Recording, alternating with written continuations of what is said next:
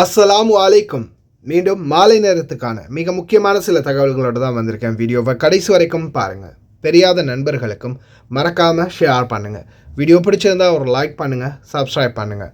மறக்காமல் பெல் பட்டனை all select பண்ணுங்கள். அப்போ தான் நான் போடுற ஒவ்வொரு தகவலும் உங்களுக்கு நோட்டிஃபிகேஷன் மூலம் கிடைக்கும்.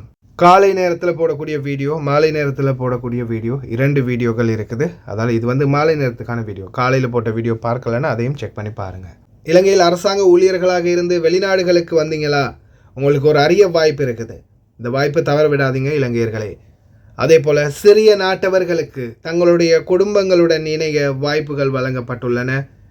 ஃபேமிலி வீசா, விசிட் வீசாவில் வந்துட்டு இந்த மாதிரி தப்பு பண்ணிங்கன்னா கைது பண்ணிடுவாங்க. அடுத்ததாக இலங்கையர்களை ஞாபகமூட்டும் சம்பவம் சேம் ஸ்ரீலங்கா, உலகத்துக்கே ஒரு பாடம். அடுத்ததாக 103 மனித வளத்துக்கான பொது ஆணையகம் ஒரு புதிய அறிவிப்பு. அனைத்து பகுதிகளையும் அதிரடியான வாகன சோதனைகள், வாகனங்களை சீஸ் பண்ணிட்டு இருக்கிறாங்க கோயத்துடைய முனிசிபாலிட்டி. அதே போல் மத்திய சிறைச்சாலையில் தொடர்ந்தும் சோதனை, பல போதைப் பொருட்கள் மற்றும் கூறிய ஆயுதங்கள் கைப்பற்றப்பட்டன. பல பகுதிகளிலையும் தொடர் சுத்திகரிப்பு பணிகள் கோயத்துடைய முனிசிபாலிட்டி.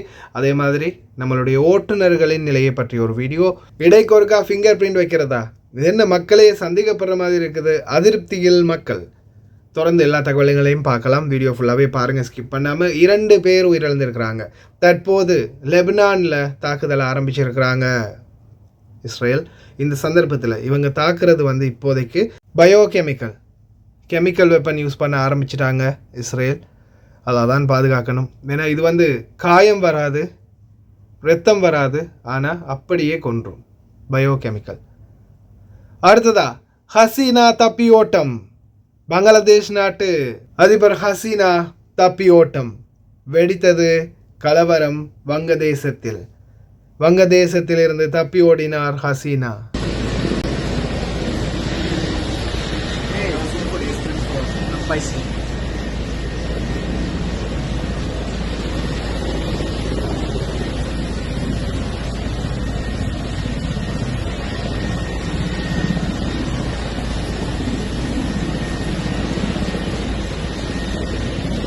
மஹிந்த ராஜபக்ச குடும்பம் கப்பலில் தப்பியோடுவது போல ஹசீனா ஹெலிகாப்டரில் தப்பி ஓடிய சம்பவம் பதிவாகியுள்ளது. அதே போல இலங்கை சேம் ஸ்ரீலங்கா என்று கோஷமிட்ட வங்கதேசத்து இளைஞர்கள்.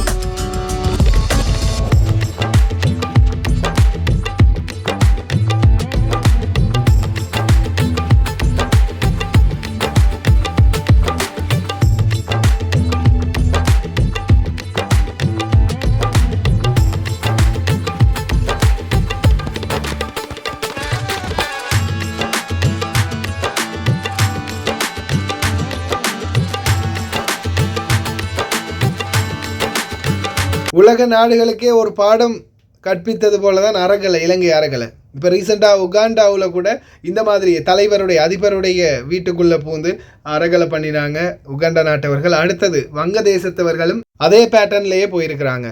உலக நாடுகள் இந்த மாதிரி அரசியல்வாதிகளை விரட்டுறதுக்கு முடிவெடுத்தால் நாடு நல்லா வந்துடும். அடுத்ததா தீ விபத்து 40வது ரிங் சாலையில் இன்றைக்கு ஒரு வாகனம் தீப்பற்றி எறிந்ததா எனக்கு 2 பேர் வீடியோ அனுப்பியிருந்தாங்க சகோதரர்கள். வீடியோ அனுப்பக்கூடிய சகோதரர்களுக்குமே ரொம்ப நன்றி. நீங்களும் ஏதாவது காட்சிகளை அனுப்பணுமா இருந்தால் என்னுடைய சர்ஃபான் BA vlog ஃபேஸ்புக் மெசேஞ்சரோடாக நீங்களும் உங்களுக்கு தெரிந்த கிடைக்கும் தகவல்களை அனுப்பலாம். அதே போல் வாகனங்கள் தொடர்ந்துமே இந்த நாட்களில் தீப்பற்றி எரிந்து கொண்டே இருக்குது. ரீசெண்டாக கூட ஒரு வீடியோ போட்டிருப்பேன், பேட்ரி வெடிச்சிருந்துச்சு. எந்த நேரத்தில் என்ன நடக்கும்னே தெரியாது. ஓட்டுநர்களே வண்டியோடைய மெயின்டெனன்ஸில் ரொம்ப கவனம் செலுத்துங்க. රට වාහනයක් කිරි ගන්න.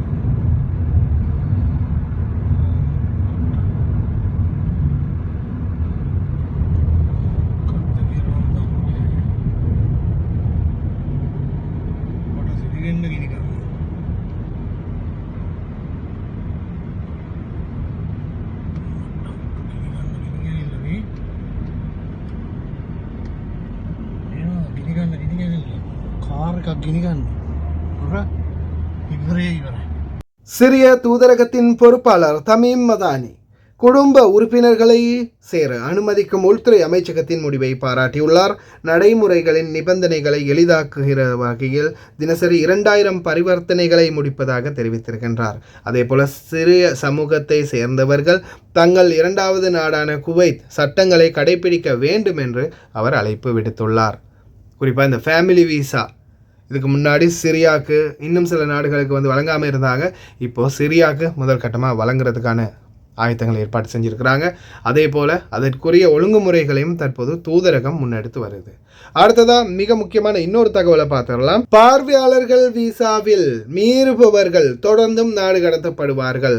அவர்களுக்கு சம்பந்தப்பட்டவர்கள் வெளிநாட்டவர்களாக இருந்தால் அவர்களும் நாடு கடத்தப்படுவார்கள். குவைத்திகளாக இருந்தால் அவர்களுக்கும் எதிரான கடுமையான சட்ட நடவடிக்கை எடுக்கப்படும். ஜோர்தானிய நாட்டவர் தன்னுடைய மனைவியை பார்வையாளர் வீசாவில் அழைத்து வந்து பல வருட காலங்களாக இதே நாட்டில் சட்டவிரோதமாக தங்கி இருந்ததால் அந்த கணவரையும் மனைவியையும் உடனடியாக நாடு கடத்த உத்தரவிட்டுள்ளது உள்துறை அமைச்சகம். மிக முக்கியமான தகவல் என்னென்னா, விசிட் வீசா, ஃபேமிலி வீசா, தயவு செய்து இதில் இதுக்கு பிறகும் விதிமீறல்கள் பண்ணாதீங்க. விசிட் வீசாவில் வந்தீங்கன்னா எக்காரணம் கொண்டும் நீங்கள் வேலை செய்ய முடியாது. எக்காரணத்தை கொண்டு நீங்கள் வேலையே செய்ய முடியாது. விசிட்டிங்கில் நீங்கள் சுற்றி பார்த்துட்டு இந்த நாட்டை விட்டு திருப்பி போகலாம். அதே மாதிரி விசிட் வீசாவில் இங்கே நீங்கள் வேக்கன்சி வீசாவுக்கு மாற முடியாது. ஃபேமிலி வீசாவும் அதே கேட்டகரி தான். ஃபேமிலி வீசாவுக்கு வந்தால் நீங்கள் ஃபேமிலியோடு இங்கே ஸ்டே பண்ணலாம், அவ்வளவுதான். நீங்கள் வேலைக்கு போக முடியாது. அதே மாதிரி ஃபேமிலி வீசாவிலேருந்து உங்களுக்கு வேக்கன்சி வீசா மாற்ற முடியாது. அதே மாதிரி வந்த கால வரையறை, உங்களுக்கு எத்தனை மாதம்தான் விசிட் வீசாவுக்கு அப்ளை கிடச்சிருக்குதா, அந்த 3 மாதமா 6 மாதமா அந்த மாதம் வரைக்கும் நீங்கள் இருந்துட்டு அதுக்கப்புறம் சொந்த நாட்டுக்கு போயிடணும். போகாமல் இங்கே இருந்தீங்கன்னா உங்களுக்கு வீசா தந்தது குவைத்தியாக இருந்தால் குவைத்திக்கு ஏதாவது ஒரு அபராதம் விதிப்பாங்க. அதே மாதிரி அவருக்கு இதுக்கு பிறகு வீசாவே யாருக்கும் கொடுக்க முடியாத மாதிரி பண்ணிடுவாங்க. அதே உங்களுடைய கணவரோ சகோதரமோ வேறு யாராவது ஒரு உறவினர்களோ நண்பரோ வெளிநாட்டவர் யாராக இருந்தாலும் உங்களோட சேர்த்து அவரையும் மாசலாமா நாடு கடத்திடுவாங்க. அதால் தயவு செய்து இந்த விசிட் வீசா, உங்களுக்கே தெரியும் பலர் எவ்வளோ தவம் இருந்தாங்க இந்த விசிட் வீசா ஃபேமிலி வீசாக்காக. உள்துறை அமைச்சருக்கு கோடான கோடி நன்றிகள், அவர் இந்த வாய்ப்பை வழங்கினார். தயவு செய்து இன்னும் இந்த விதிமீறல்களை பண்ணி இருக்கிற சான்ஸையும் இல்லாமாக்கிறாதீங்க. தயவு செய்து ரொம்ப கவனம். இலங்கையில் அரச ஊழியர்களாக இருந்துவிட்டு நாட்டின் சில தவிர்க்க முடியாத சூழல்களால் நாட்டில் வாழ முடியாது என்ற சூழலில், குடும்ப நிலையை சுமக்க முடியாத சூழலில் அரச ஊழியர்களாக இருந்து கடைசியில் வெளிநாடுகளுக்கு வந்திருக்கீங்களா, எந்த ஒரு முன் அறிவிப்புமே இல்லாமல் நீங்கள் ரிசைன் பண்ணவும் இல்லை, நீங்கள் உங்களுடைய அரச ஊழியராக இருந்ததுக்கான எந்த ஒரு இதையுமே நீங்கள் கேன்சல் பண்ணவும் இல்லை, அப்படியே விட்டுட்டு பாஸ்போர்ட் எடுத்து உடனே நீங்கள் வெளிநாட்டுக்கு வந்துட்டீங்க. ஆனால் நீங்கள் வெளிநாட்டுக்கு வந்ததுக்கு அப்புறமா உங்களுடைய பல சலுகைகள், நீங்கள் இப்போ அதுக்கு பிறகு பென்ஷன் எடுக்கலாம், இன்னும் எத்தனையோ விடயங்களை நீங்கள் விட்டுருப்பீங்க. அது எல்லாமே திரும்ப பெறத்துக்கான ஒரு வாய்ப்பு. இதை பற்றி ஒரு சகோதரர் கூறுறாரு, கேளுங்க. என்ன பிரச்சனை சொன்னால், அரசாங்க ஊழியருக்கு சம்மந்தமான சின்ன அறிவித்தல் என்னென்னா, அரசாங்க ஊழியர்கள் நோப்பே போடாமல் சிலாக்கள் நோப்பேக்கு அப்ளை பண்ணிவிட்டு சிலாக்கள் வேலையே வேணான்னு சொல்லி போட்டு என்ன அந்த அவ்வளோ பெரிய ஒரு சிக்கல் நிலைமை இருந்துச்சு. அவர் நாட்டில் பொருளாதாரம் அவ்வளோ மோசமாக இருந்த டைமில் இங்கே வந்திருக்கிறாங்க. இப்போ அவங்களுக்கு இன்ஷால்லா போயிட்டு லேசாக வேலை எடுத்துக்கொள்ளையிலும் என்ன சேஃப்லாக பண்ணிக்கிறாங்க. அந்த கட்டத்தில் போனார்கள் வேலை எடுத்துக்கொள்ளலாம்னு சொல்லி அதுக்கு ஒரு நிபந்தனை இருக்குது. என்ன பிரச்சனைன்னு சொன்னால், இவங்க வந்த காலத்தில் அவ்வளோ பேர் வந்த நாள்லேருந்து அவங்க ஒரு பேங்க் ஊடாக தான் நாட்டுக்கு காசு அனுப்பியிருக்கணும். இந்த உண்டியலாம் அனுப்பினா .com பேங்க் ஊடாக தான் காசு அனுப்பியிருக்கணும். ரெண்டாவது இவங்க தப்பித்த ஒரு கஃபீல் சரியில்லை, இன்னொரு கஃபீலுக்கு மாறி இருந்தால் கட்டாயம் நாட்டை விட்டு போகக்குள்ளே எம்பசி ஊடாக போயிட்டு நான் இந்த கஃபீட்டை இவ்வளோ வேலை செஞ்சேன், அவன் சரியில்லைன்னு இங்கே மாறி இருக்கிறேன்னு சொல்லி ஃபுல் டீட்டெயில்ஸ் இத்தனை ஆண்டு வரை நான் குவைத்தில் வேலை செஞ்சேன்னு சொல்லி ஒரு எம்பசி ஊடாக ஒரு அக்காமாவெல்லாம் கொடுத்து லெட்டர் ஒன்று எடுத்துக்கொள்ளும். ரெண்டாவது விஷயம் இவங்க வந்த டிக்கெட் போகிற டிக்கெட் எல்லாம் வச்சுருந்த இன்னும் லேஸு மற்றது வந்து இவங்க தப்பி ஒரு பாஞ்சு வேலை செஞ்சார்கள்.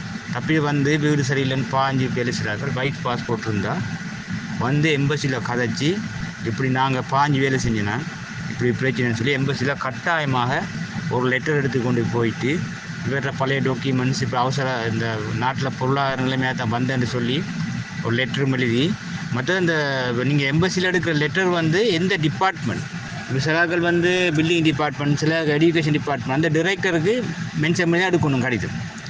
சரியா கொமனா எடுக்கக்கூடாது, அந்த டிரெக்டருக்கு மென்ஷன் பண்ணணும்.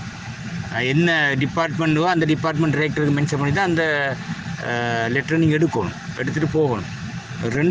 மற்ற விஷயம் வந்து என்ன சொன்னால் அவங்க போயிட்டு அப்போ அந்த கடிதத்தை பொருளாதாரத்தில் வந்தேன்னு சொல்லி அந்த கடிதத்தையும் கொடுத்து இந்த ஆவணங்கள் டாக்குமெண்ட்ஸை சரியாக அட்டாச் பண்ணி அவங்க டிபார்ட்மெண்ட்டுக்கு கொடுப்பாங்கன்னு சொன்னால் இன்ஷால்லாம் அந்த வேலையை லேசாக எடுத்துக்கொள்ளையிலும். அதாவது அப்படியானாக்களே வேலை கொடுக்க சொல்லி சேக்வா பண்ணியிருக்கிறாங்க. சரியா அதை கொஞ்சம் இந்த தகவலை கொஞ்சம் எத்தி வச்சு கொடுங்க. எல்லா விஷயமும் சட்டப்பூர்வமாக செஞ்சு கொண்டு போனால் தான் அங்கே எடுக்கலும். சரியா சும்மா நான் பாஞ்சு வேலை செஞ்சேன் ஒயிட் பாஸ்போர்ட்டில் போனேன் அப்படிலாம் சொன்னால் கஷ்டம். இப்படி எடுத்துக்கொண்டு ஒயிட் பாஸ்போர்ட்டில் நீங்கள் பாஞ்சிருந்தாலும் எம்பசி ஊடாக நீங்கள் எந்த வேலை செய்கிற டிரெக்டருக்கு லெட்டர் எழுதி கொண்டு அதன் ஊடாக போனால் நீங்கள் போனால் உங்களோட சேவிஸோடு அந்த நீங்கள் பெற்றுக்கொள்ளலாம்.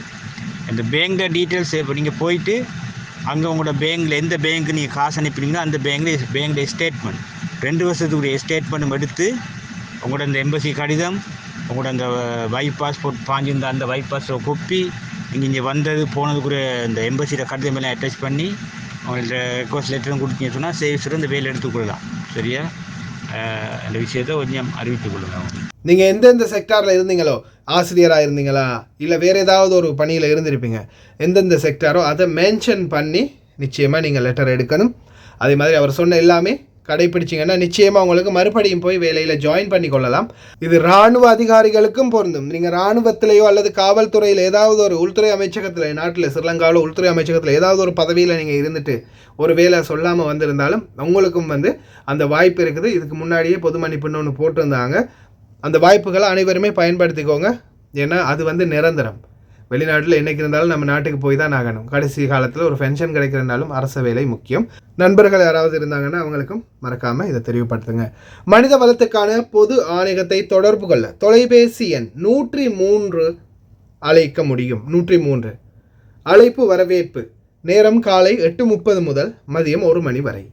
நீங்கள் உங்களுடைய கஃபீல் சம்மந்தமான பிரச்சனை, வேலை சம்மந்தமான பிரச்சனை, உங்களுக்கு இருக்கக்கூடிய அசௌகரியங்கள், உங்களுக்கு கிடைக்கப்பெற இருக்கக்கூடிய நியாயங்கள், இது போன்ற அனைத்து விடயங்களையும் நீங்கள் வந்து காலை 8:30 மதியம் 1 மணிக்குள்ள வேலை நாட்களில் நீங்கள் அழைப்பு விடுத்து தெரிஞ்சு கொள்ளலாம். 103 நார்மல் கோலில் தான் அடிக்கணும்.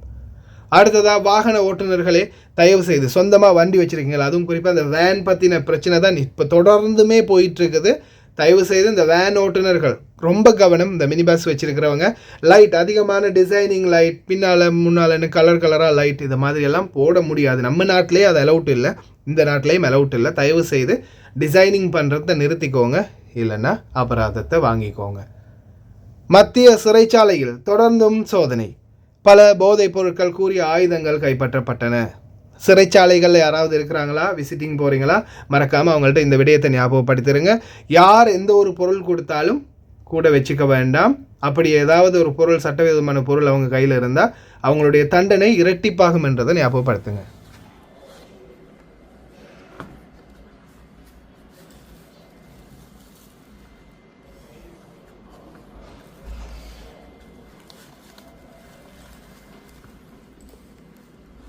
என்ன அது நம்ம மக்களையே சந்தேகப்பட்டுக்கிட்டு நம்பிக்கை இல்லையா?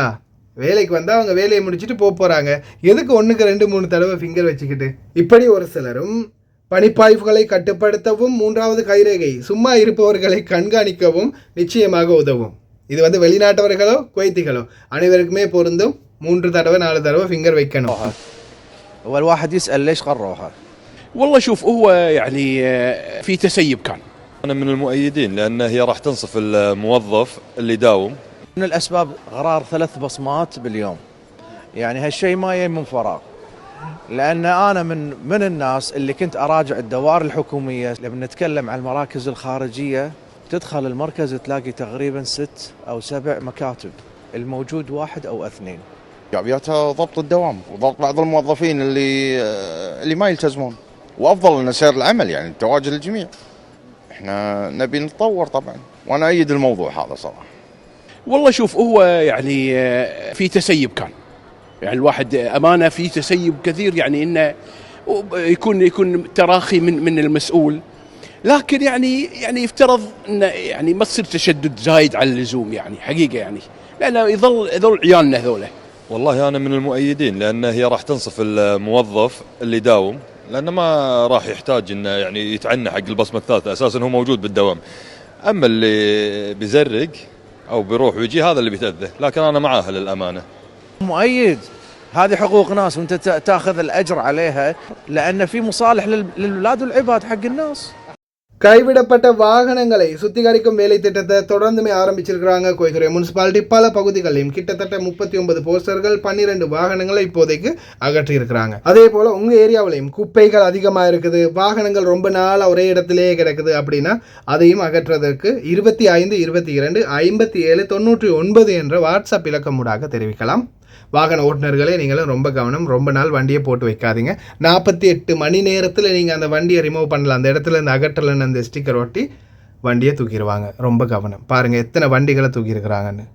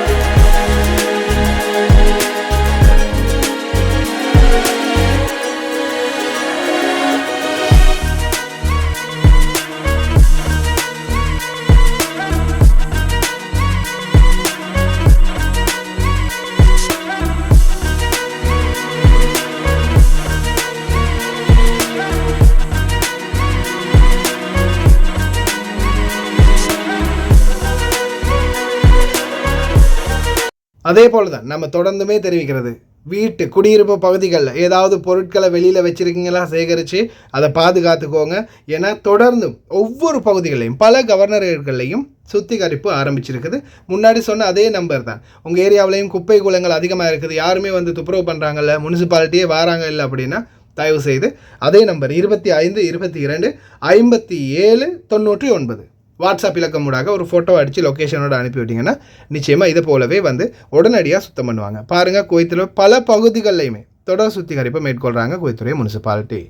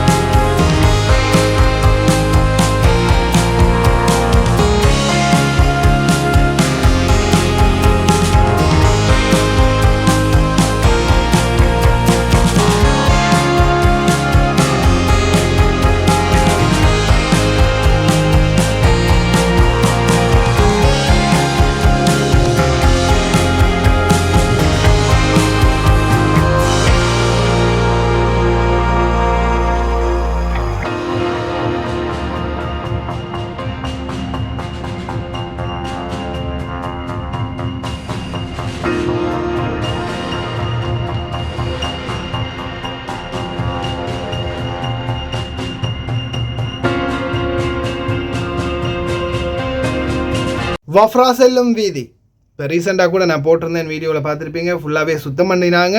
மறுபடியும் காற்று அடிக்கும்போது மறுபடியும் மணல் நிறைஞ்சு கொண்டே தான் இருக்குது. நம்மளுடைய எத்தனை ஓட்டுநர்கள் இதில் பாதிக்கப்படுவாங்க அப்படின்றத நம்ம தொடர்ந்துமே தெரிவிக்கிறதுக்கு காரணமே நம்மளுடைய பல ஓட்டுநர்கள் இந்த வீதிகளில் பயணிக்கிறாங்கன்றதால தான். பாருங்கள், இன்றைக்கும் சகோதரர் ஒருவர் எனக்கு அனுப்பியிருக்கிறாரு. இவர் இன்றைக்கி காலையில் போகும்போது எடுத்த வீடியோ தான் இது. பாருங்கள் நிலைமை எப்படி இருக்குன்னு.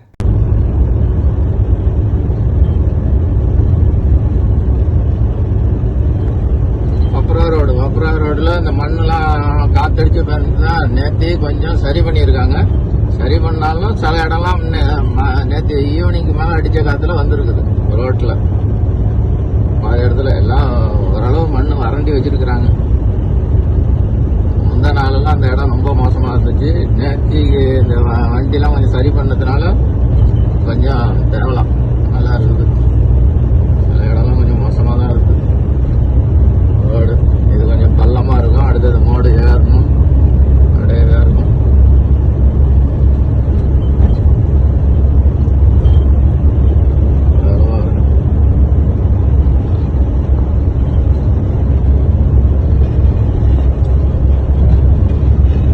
அடுத்தது அப்படியே முட்டை கொஞ்சம் இதாக இருக்கா, இந்த இதில் முட்டை ஏறுது வர முடியும். அடுத்த சைடில் ஒதுக்கிட்டு இருக்காங்க. சைடில் ஒதுக்கிட்டு இதெல்லாம் ஓடிட்டு இருக்கு. இந்த இடம்லாம் கொஞ்சம் மோசமான இடம். மருந்து கொஞ்சம் தாழ்வாக உள்ள இடத்துல ரொம்ப இதாக இருக்குது.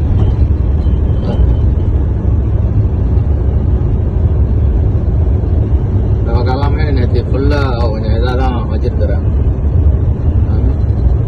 வறண்டி இருக்கு. ஆனால் மண் சுத்தமாக டிராக்டர் வச்சு வறண்டி சைடில் ஒதுக்கிட்டு இருக்காங்க. அதுதான் இருக்குது.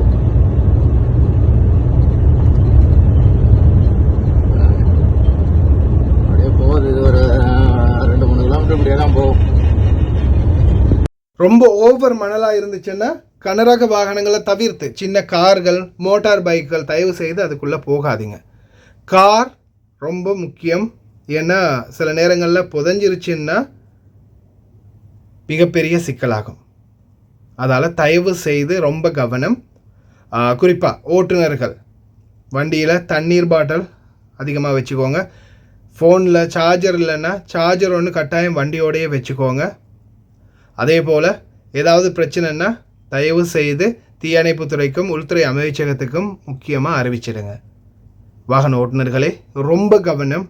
இந்த மாதிரி பகுதிகளில் வாகனங்கள் புதஞ்சிருச்சுன்னா, ஒருவேளை உங்கள் ஃபோனில் சார்ஜ் இல்லாமையோ அல்லது தண்ணீர் இல்லாமல் கூட போனாலும் வண்டியில் உங்கள் கையில் மிகப்பெரிய அசௌகரியத்தை சந்திக்க வேண்டி வரும் இந்த வெப்ப சூழலில்.